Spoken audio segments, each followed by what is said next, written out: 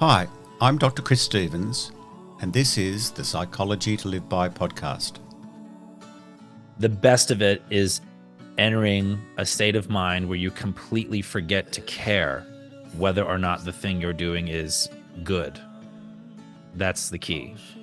And I think that's the key for me, at least, because psychologically, that's then a weight to bear. And it affects the thinking. It affects where you're writing it from and what you're trying to do. That's the voice of singer, songwriter, producer, and multi-instrumentalist Max Frost. We had a wonderful conversation about music, mental health, and creativity.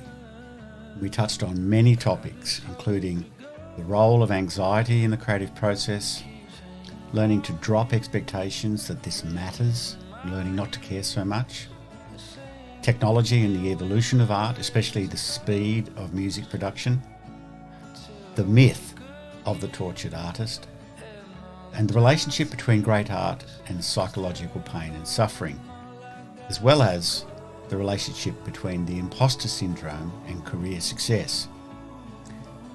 Being transported by music as a meditative-like experience, the unconscious, non-literal and poetic elements of creative production, and the mystery of why and how music affects human beings so powerfully. All in all, it was a great conversation, and I hope you enjoy it as much as I did. All right, Max. So, very nice to meet you. We've had a little chat just to make sure all our technical things are working. Just to sort of catch up and do a quick session. I sort of told you about all my issues, and thanks for agreeing to not bring that up in any of this. I appreciate that. We'll see. We'll see whether I keep my word. As I said to you, I'm very grateful for your time, and there are many things we can talk about, and I guess we'll dive into some of them at some depth, and others will be skating across the surface. But just for the listeners, there'll be issues around what is creativity, and particularly what encourages it, what nurtures it, and what inhibits it. Be very interested in your insights into that, your experiences. I think there's a strong relationship when creativity is working well and very positive mental health. But we also know that within the music industry, the statistics are very poor around mental health.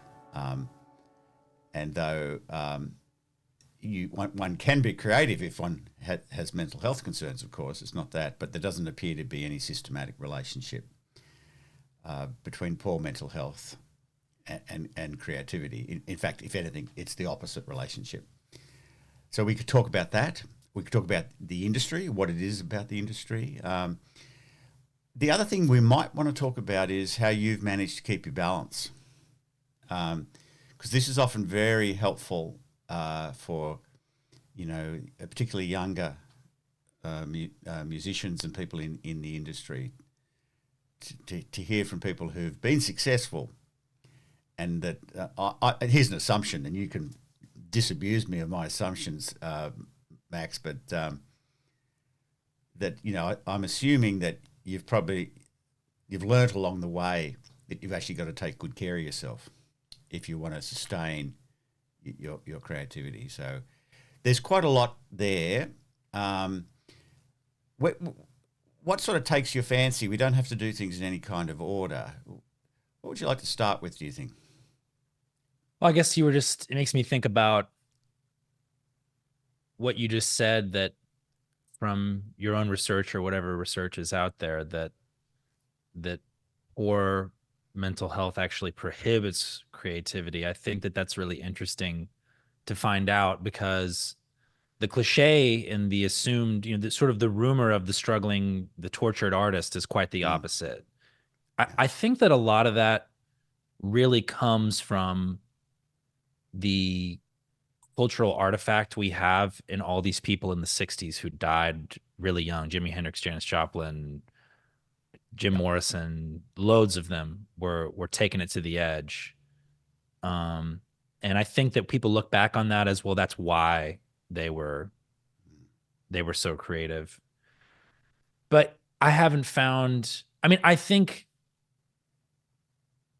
I think you have to experience difficult life. You have to experience pain to make great art. But experiencing pain doesn't necessarily mean you have to be mentally unwell. I think that's maybe where the mistake is. I'm sure you're right. For Yeah. me, experiencing pain in life means you're human, right? Like that. Yeah. We don't get out of this existence unscathed. Yes. I think that that's the confusion in that theory. I mean, it goes all the way back to Robert Johnson, right? This idea that he had to sell his soul to the devil at the crossroads Yes. to learn to do what he was doing. I don't really think that that works like that. I think it's just that No. certain people have lived a certain life path where the experiences have kind of loaded them up with these emotions and this need to express something that they don't feel they're able to do in non-abstract ways. I would say Mm. that creativity is always to some degree is an abstraction. It's never quite That's interesting. that Yeah. condensated into something real. I like what Bukowski said that doing a dangerous thing with style is what art is. I like that. That's what it is. Yeah, it's so interesting. You asked me in our little pre-chat, what I'd found out in my doctoral research on creative process, and I said, oh, well, we probably should talk about that. So here we are. Yeah. Um, I think there are like six factors, and one of them has actually got to do with abstraction. We use symbol and metaphor and abstraction to point to experiences, to give people, or to give a person, for example, a feeling and an emotion of something, and then it contains a whole cavalcade of implications and meanings and stuff that unfolds from it. So I think that you're right there, and you can't operate. This is a high level of cognitive operation. It requires sustained concentration, sustained imaginative absorption, right? And by definition, if one's in the grip of very high anxiety or depression, you can't do that. There certainly seems to be a correlation for me. Um, because I've had a lot of anxiety through my life, less now than ever before, but and I couldn't quite say what exactly the connection is, but I have noticed that maybe it's just simply out of the escapism of that when you're creating, you tend to escape the emotions, and so then you're more likely to create more often if you're going to escape into doing that. Maybe that's I what it think that's is. I think that's exactly right. I listened to your song Adderall, and of course, Yeah. Adderall is a medication for ADHD. I don't know whether Yeah. you've had a formal diagnosis along those lines, but No. no, Strictly prescription fraud. yeah. Yeah. Prescription drug abuse. Yeah. but but I really like the idea that you've suggested here that you find in the creative process a kind of we use the word escape, Yeah. but perhaps it's a more positive word, like you're seeking a state of mind and a state of being that's healthier. And in talking to creative people across all kinds of industries, they all talk about this. They talk about this. They're sort of at their best in that creative process, even though at times it's extremely hard and it's frustrating when it won't come, and you're embedded in uncertainty, and et cetera, et cetera. When it's Yeah. actually cooking, this is another feature of that I discovered in my work, is it leads to a certain egolessness. Yeah. So you literally forget self. There's a diminishing of self-concern, self-worry, self-monitoring, self-comparison, and Yeah. that's Expectations. liberating. Yes, I would you say go. that this concept of expectations, this concept of, oh, this matters, I really, to me, what I found to be the most crippling concept creatively is, what is this for? Yeah. Or any ideas of anyone listening to this, or that doesn't work, like for me, even Yeah. just really, I've struggled for more than 10 years now in writing sessions, and I've done hundreds and hundreds of them, where Mm, just the idea of even having someone else in the room as entering my awareness as a judgment in the room of what it mm, is, that mm. doesn't really work very well for me. And so I find that I think that the best work that I'm able to do is just in solitude, is just in complete isolation, because the best of it is entering a state of mind where you completely forget to care whether or not the thing you're doing is good. That's the key. And I think that that's the key for me, at least, because psychologically, that's then a weight to bear. And it affects the thinking. It affects where you're writing it from and what you're trying to do, which is, I mean, then it comes back to the classic industry conversation of the artist, and where, I feel like in music schools, they should teach a course called Art and Commerce and talk about the reality of that. Yeah. That's, if you have success in what you do, you are in a trench between, it's like a World War I trench between the idea of what is this worth and how do you market it, and how does it make money, and then the other side, which is rainbows and lollipops, and Yep. what is the creative freedom of this thing. That's there are so many stepping off points. I don't know where to start, but And I just would to just, the say, last thing I'd add to that is that yeah, it's where I really found that to be incredibly true. And I've had nothing to do with this business, but there's so much documentary out now about all the greatest movies that have ever been made. And if you go watch documentaries about how the greatest movies ever made were made, it was like a war to yeah, get those ideas across against people totally. who are going, that's not going to work. It won't sell. It won't work. And a lot of times they're right. But that to me is the part where I psychologically, as a creative, suffer the most difficulty.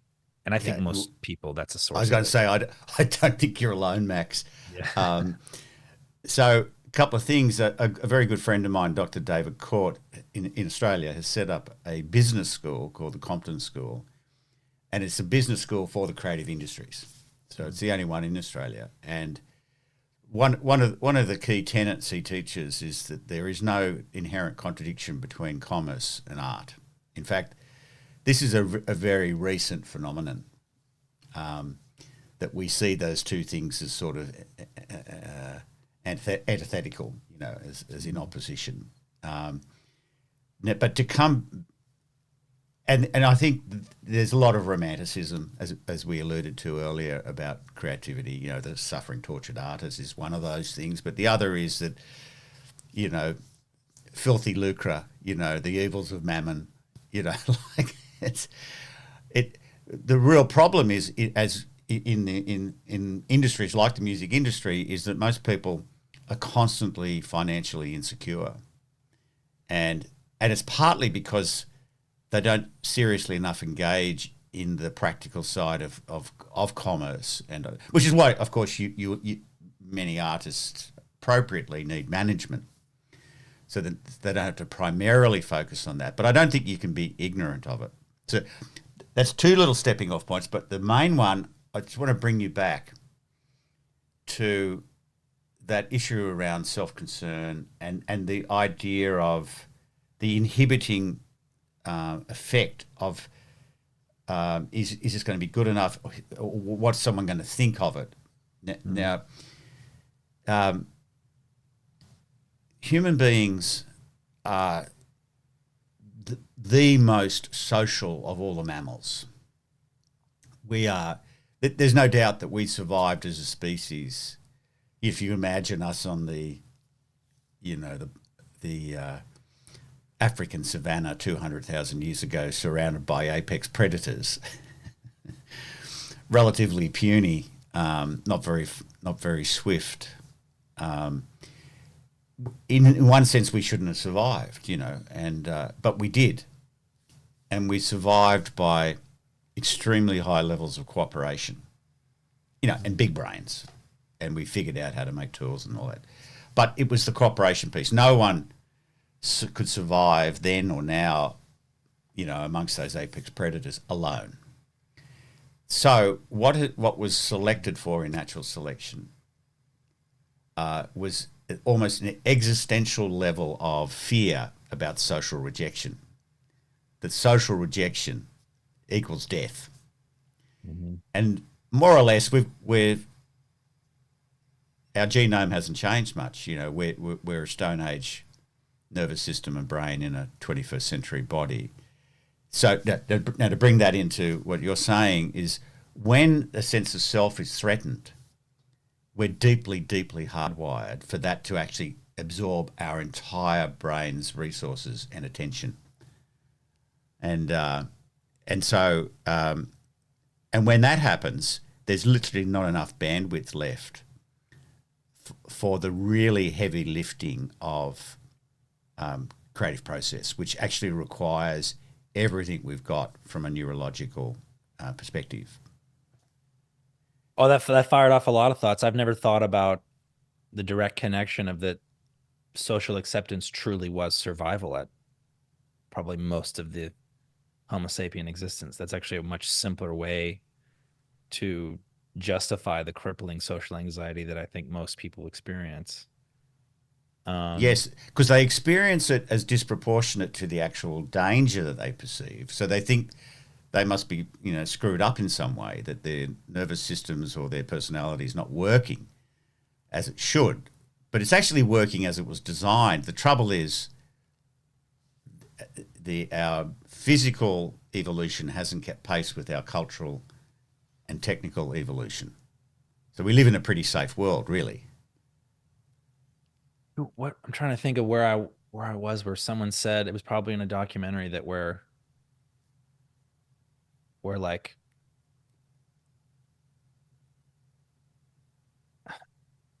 I'm going to get this wrong, but it's Doesn't essentially matter. that what's unique about the time that we're in is that we are these sort of almost prehistoric beings living in medieval social circumstances with godlike technology.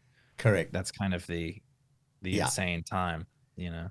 Yes. And So I we think get. technology is a huge piece of all this too, Yeah. of kind of the evolution of creativity and the psychology of creativity and how it's viewed as a value in our culture right now. Could you just That, elaborate that? That sounds pretty interesting. well, I guess to take it to the beginning of what you were just saying, that I don't imagine a whole lot of art was taking place when our main goal was just surviving predators. And that Yeah. through the evolution of technology and through us no longer being nomadic and creating societies, then the technology allowed people to do less work and therefore freed up time to then start making art. Mm. Technology intersects with art at every level, both in the ability to create it, the ability to commoditize it, and then it eventually destroys the ability to commoditize it in most cases. That, you know, think about that when Michelangelo is painting the Sistine Chapel, most of those colors, they have to get that stuff from the other side of the world. They can't go to the paint store. Mm. And then you fast forward another 500 years, you can buy these paints. Way more people can paint. There's way more painters. It's the same thing with music right now, that anyone can go get the technology very affordably to create music. It's Mm. very much the gateway of how I was able to start a career. But in a sense, that also makes it so widely available that actually creates more of a. I've been thinking about this a lot recently, of in a world where 200,000 songs are made a day, how, you know what I mean? Like, that's the Mm. psychology of the consumer and of the artist has to change. And I don't quite know where it goes, but I feel like we're already kind of living in the middle of that. Um, to me, I try to accept it as trying to use that to fully embrace further that it doesn't matter on the creative side, that there's so much music out there, you might as well make what you want. Versus even 10 years ago, it Yeah. was like, well, you just got to make something better than this guy or whoever it is that's you're Mm-hmm. sort of competing with for a space in the market. Yeah. but it's impossible now in that sense. So, as you say, you may as well just create. In psychology, there's a very well known distinction between what's called intrinsic motivation and extrinsic motivation, and the idea is if we're extrinsically motivated, then we're looking for the results and the rewards and the outcomes. Yeah. And but also this intersects with a thing called locus of control. And again, you can have an external locus of control or an internal, right? And basically, psychologically, it's better to have an intrinsic locus of control and to be intrinsically motivated, like an internal locus of control and be intrinsically motivated. So that's what I hear in hearing what you're saying. It's like it's actually anxiety provoking to live a life extrinsically motivated and having an external locus of control. And there is this strange thing now, as you say, you've got the whole world at your fingertips. You know, the cost of production has dropped. Like, look at what you and I are doing. You know, like you're in Tennessee, I'm in northern New South Wales in Australia. And the period of time of ambiguity of whether or not something is good and is going to react well with people has been shortened pretty significantly. Yes. You used to make a song, you used to write your song, go record your record, get ready to put it out, and then it might take a long period of time before you really could establish, well, is this working? Do people like this?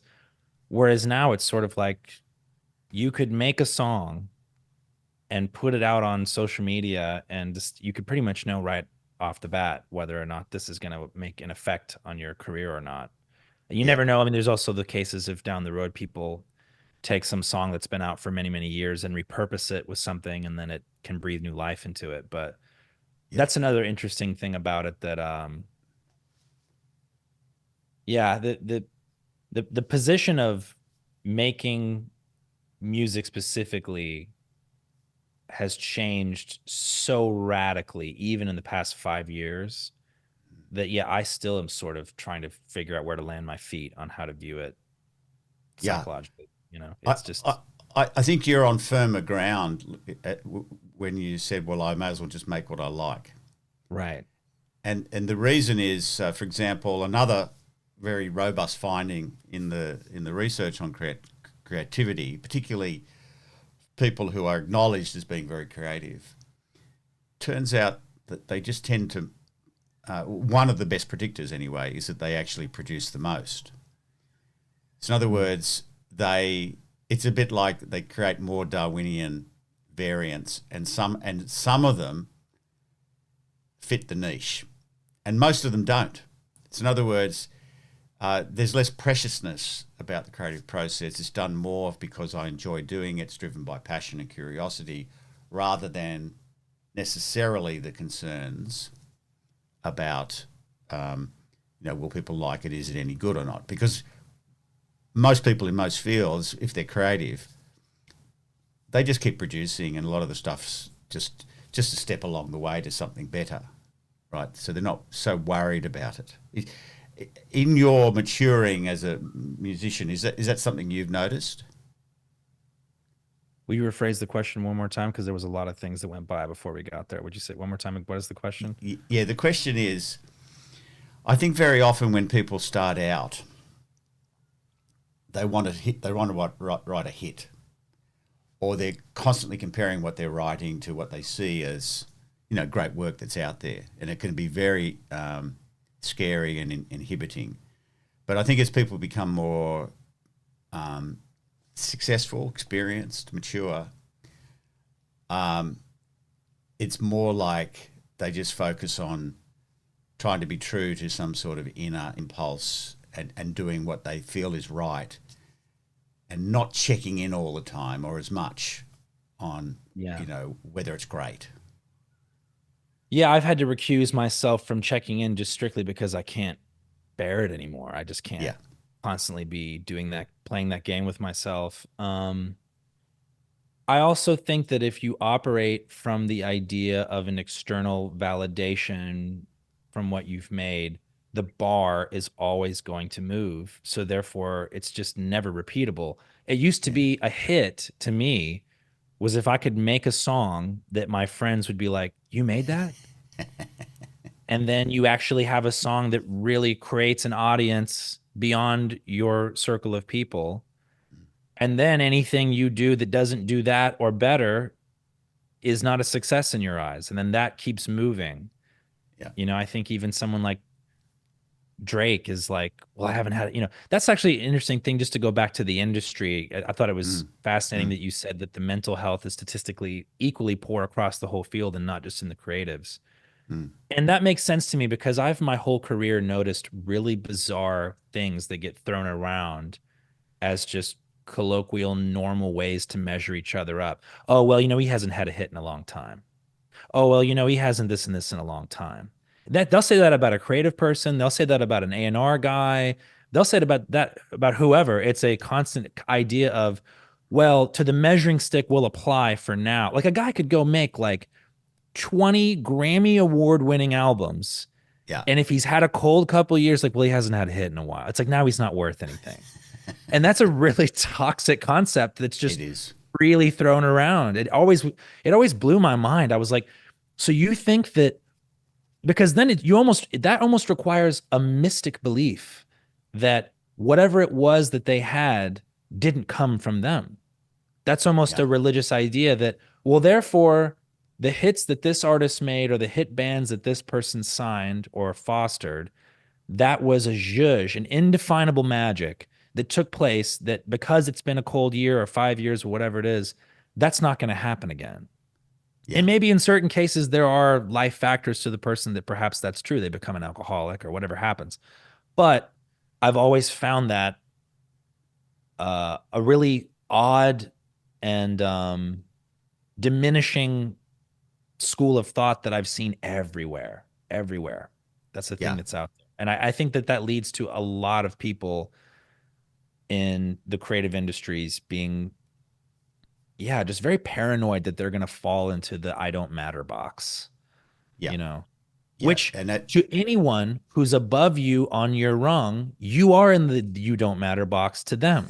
That's kind of the funny thing about like, I'm so in the middle, that I can like see all these people who have done these incredible things. And I'm like, wow, I wish I was doing what they're doing.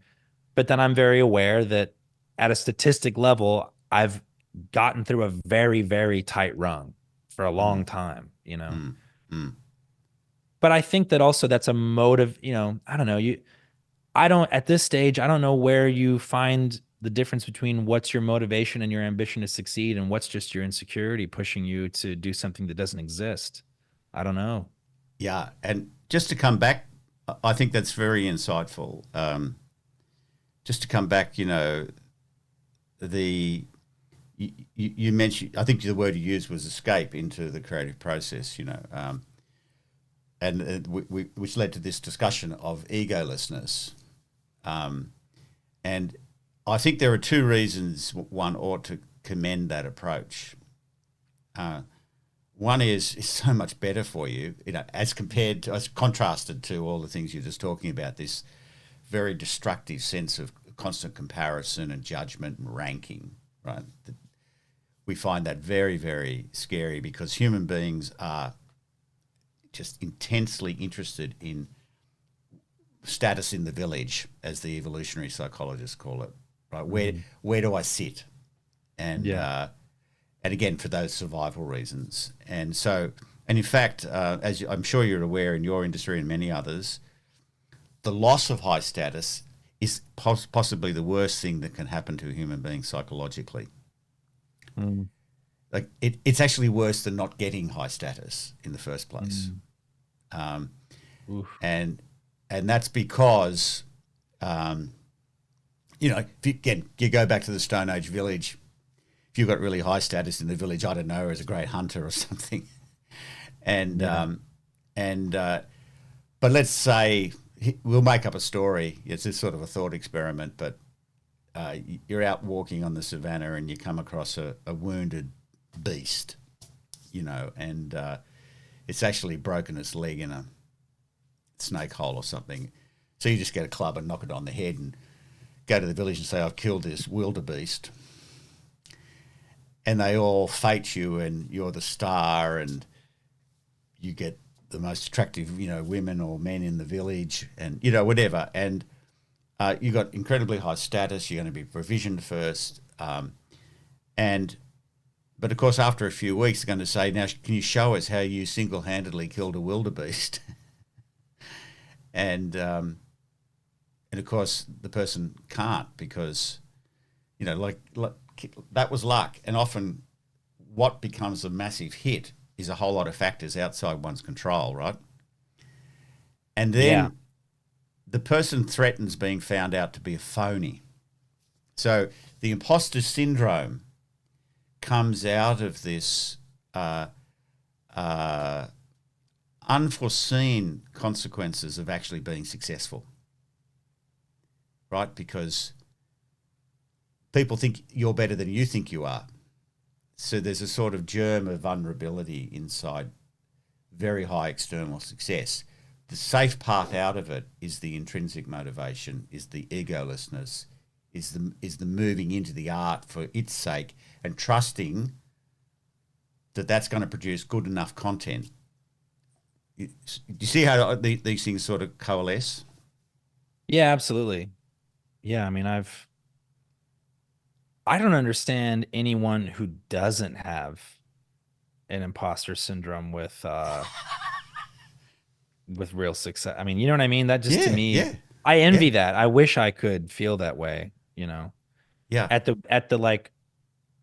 at the points of my life where people, you know, were really loading me up to the cannon over a song or something. I remember just thinking, being like 21 years old or 20 years old, just being like, these people are crazy. This song is not very good. It almost is like this separation from reality. Like you're like, this is yeah, nuts. They've got to be wrong. There's no way that this is how this works. But yeah, I think the and wildebeest metaphor is pretty close. But I don't know. I mean, I almost wonder, some people, I think Kanye West is a great example of someone who just so fully bought into the idea that he was capable of those things. mm. And somehow he continued doing it. I mean, obviously he's got all kinds of things going on mentally. I Well, don't know what. I think we could have a discussion about personality then, and Yeah. particularly the narcissistic end of the agreeableness dimension. um, he's got probably too much self belief, and that's as much a problem as not enough. Um, and but I think there's merit in mild forms of the imposter syndrome. Another way, a better way of describing it, I think, is humility. Um, as long as it's not disabling and debilitating. Um, let's just pivot here. I think we've been talking a bit about mental worry and anxiety and ill health. I'd like to shift now to the positive side. Just curious about why you think you were, obviously for most of your life drawn to music, what it does for you, what's your experience of playing music, and how does it fit into your economy of being, as it were, every day? I mean, my first memories of music are just sort of that it transported me in a way. It would make me think of my reality in different ways. It would sort of like music would activate fantasies of parallel realities of my life. It still does that. Mm, Um, so for me, yeah, music has really been kind of I mean, I guess maybe if escape is a negative word, I'm trying to think of what the positive word would be for it. But mm, um I don't know. It's just sort of been like, I guess, in the way that people are seeking this place through meditation of just sort of like the thoughtless root ground, sort of like the empty space. mm-hmm, That sort of has felt like a gateway to that in a way, a quicker gateway to that. But there mm, is thought involved, and there is conscious awareness involved. It's not Well, like actually, uh, meditation is a subject that is very close to my heart, and I've been a meditator for quite a long time. And generally speaking, there's still thought involved. Generally speaking, that's not the objective. right. It it is closer. Excuse me. It is closer to what you were just describing, though. There's a kind of stillness, even if there is thought, or there's a kind of balance. Um, this idea of it taking you to other, how did you say it? Other Like dimension. parallel realities Yeah, or something. yeah. So it sort of allows you to. Uh, it's a kind of what the philosopher Heidegger called meditative thought. Mm. It allows the mind to wander, and so one of the features of creativity is the capacity to what I call modulate consciousness. So, like in normal everyday experience, we're quite conscious of what we're saying. We're operating in a sort of tighter cognitive fashion. Hopefully, what you and I are talking about here is kind of logical, and you know, um, but then there are times when we shift into a different mode of consciousness. Um, you might be lying on a beach or sitting in a forest, or you could be playing music, um, uh, or you could be staring into the eyes of your beloved.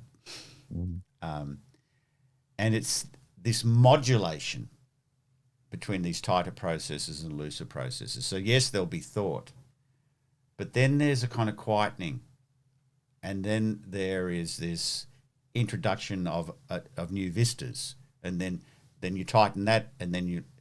So I'm interested in is whether you notice that, like in your songwriting, for example.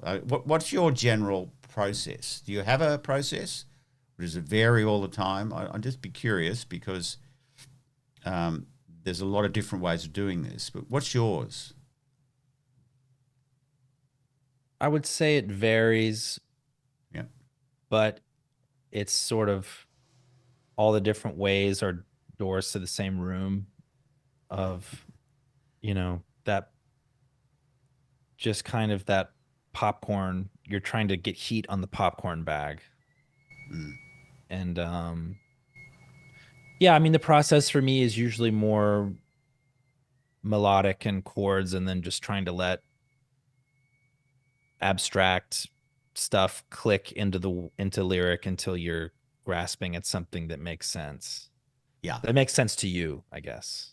yeah, yeah, Or that doesn't. I mean, from a psychological perspective, I'd say that I think we're re-entering um, a realm in music that's more uh, what's the word? That's embracing the subconscious more. I find it yeah, really interesting that, visual art now is way more acceptable to do from the subconscious and to be more abstract and make less sense.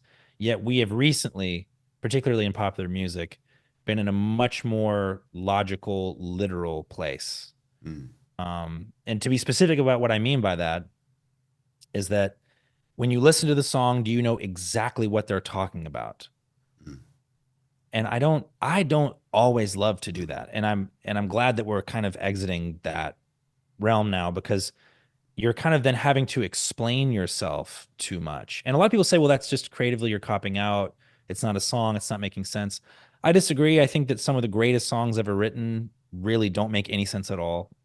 They just, for whatever reason, touch abstractly on something that activates an emotion. I kind of yeah, compare it to the movie Jaws, that like the fact that you don't see the shark that much makes it scarier, in the same way exactly, that if the lyrics don't make too much sense, there's more room for someone to project their interpretation of their life onto it. That it's more exactly. from the subconscious. And I'm trying, I guess that my process is returning more to that as I've recused myself of the pressure of trying to make sense for other Yeah, people's expectations. yeah, yeah. So again, I listen in a particular way to what you're saying, and you see I'm nodding furiously. Yeah. The uh, This is this idea of modulating into a looser mode of consciousness is the way I would express it, right? And by definition, these looser modes of consciousness are much higher level abstraction, but are necessarily not fully available to the conscious mind, right? Because they're too complex. So, and when you were talking before, we could have substituted the difference between writing an essay and writing a poem, Right. and I think that the poetics of the aesthetic arts, especially, that's what it's actually all about. It's about reaching beyond the constraints of the literal to get to truths that resonate more deeply and, of course, ultimately emotionally. So I think you're onto something there for sure, right? Like that this is the whole point. And again, when people listen to music, as you say, they project into it their own experiences. So it's got to be big enough. It's got to be large enough so people can do that. So it has to be at this higher level of abstraction, which we can't just summarize in a few neat sentences. There has to be space for people to sort of walk around in it. Right? But then what that enables, and I'm again interested in your relationships with your fans, your community. It has then a profound sense of connection. Like your fan may never have met you, but they feel like that somehow or other you know them and they know you. Do you see what I'm getting at? Yeah. I feel that I get it from the context of being a fan. Yeah. Um, Oh, I see. Yes. Having fans is pretty bizarre. And I don't have very many, but to me it's always been uncomfortable, probably more from the imposter syndrome Yes, of course. uh perspective. There's a video now that's out there of this Vietnam vet who'd been harassing John Lennon with all these letters and trying to meet him. And sometimes he thinks he is John Lennon in the letters, and sometimes he's just writing to him, and had a lot of stuff wrapped up in John Lennon's work. And so finally he shows up where John is working on that Imagine record. And in this video, he's like, just let him in. And he lets him in to just stand there and just talk to him. And he's like, all right, we've met. So that's it. I'm just some guy, man. He's just like, I'm just some guy. This, I love that yes. that's the message of it.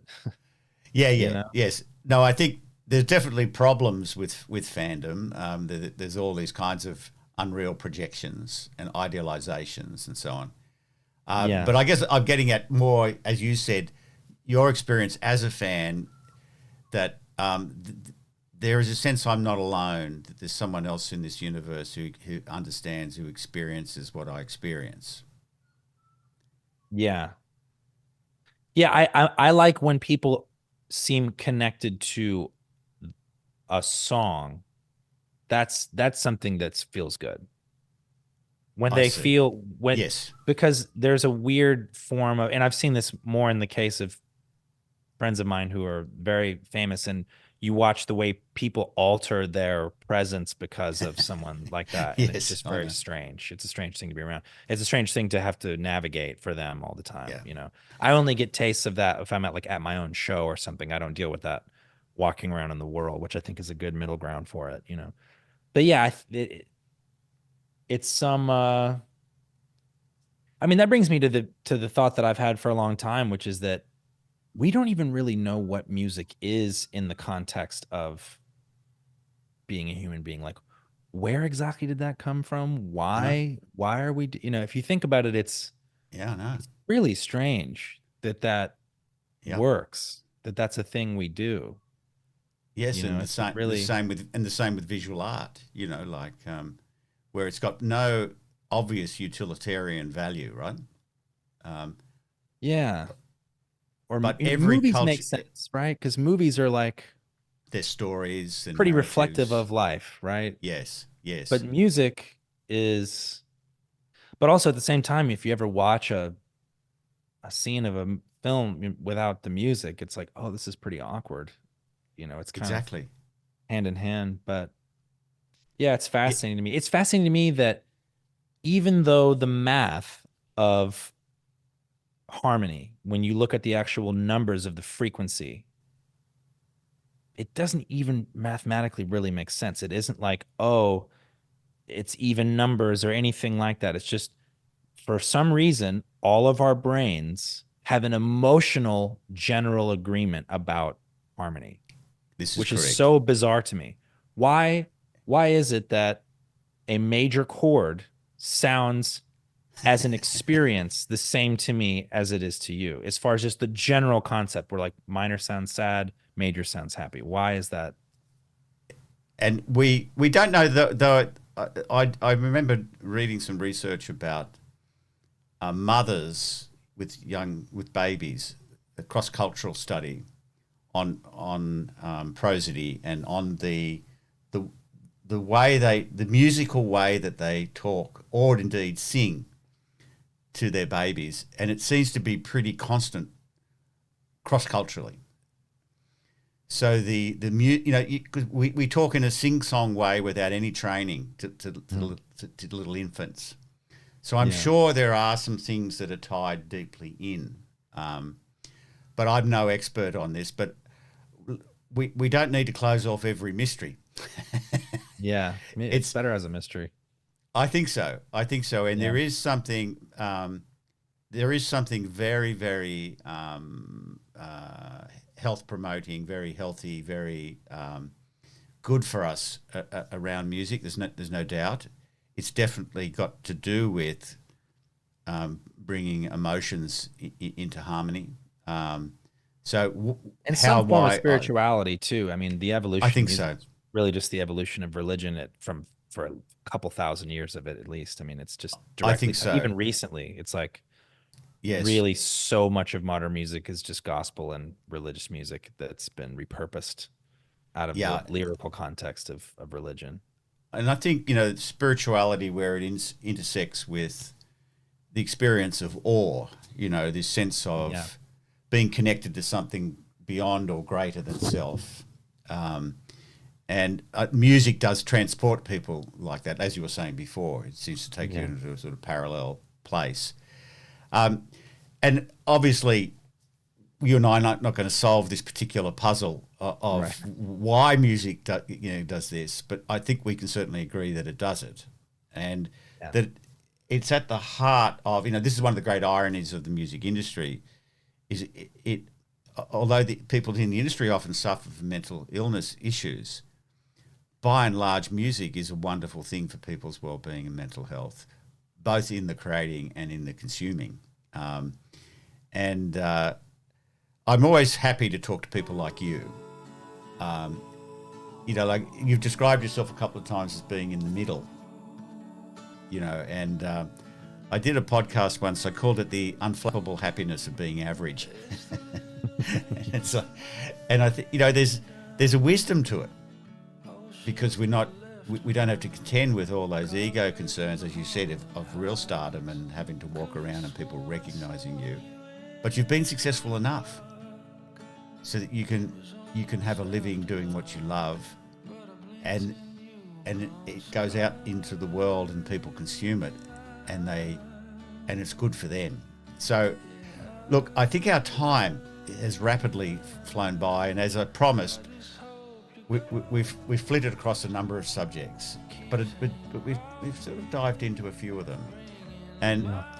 I just want to end by saying a few things. One is I always prepare for these podcasts by listening, of course, to the person's music, doing a little googling, and it's such a lovely experience because your music, I just found it very enlivening. I felt it like energizing,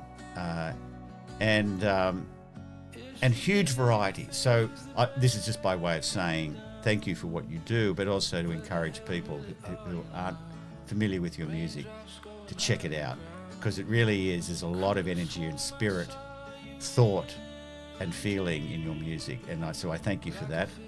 And Well, again, thank you. I want to thank you for your time. Yeah, thanks for And having me. it's my pleasure. And who knows, we might speak again. Once this series gets out, I'll be thinking about what's next. If you're open to that, I'd be very keen. Of course, yeah, I'm looking forward to hearing more episodes and checking out what you're doing. I think it's fascinating. Fantastic. All right, mate. I'll let you be, and it's a great honour and pleasure to meet you, and I look forward to our next conversation. Absolutely, likewise. Okay, bye-bye. You've been listening to the Psychology to Live By podcast. If you'd like to know more, my website is www.drchris.life. And if you like the podcast, share it with people you like so they can like it too. And in the background, you've also been listening to a beautiful song by Max called The Ghost.